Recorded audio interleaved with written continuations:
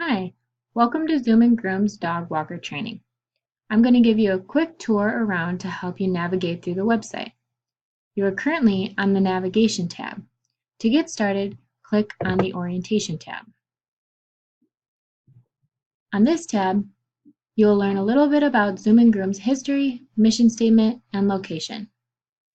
Next, you'll go and click on the Things to Know tab. This is where you will learn some key differences in dog sizes, some important dog behaviors, and the difference between a leash and a harness. Then you'll move to the Dog Food tab. Here is where you'll learn a little bit about dry dog food, wet dog food, and the importance of water. Then you will head on over to the Leash/Harness tab. Here you will watch a video on how to properly put on a leash and a harness. Lastly, you will head on over to the Discussion tab.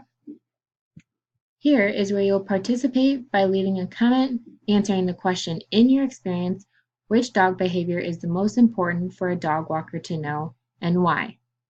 Thank you, and I hope you enjoy this training.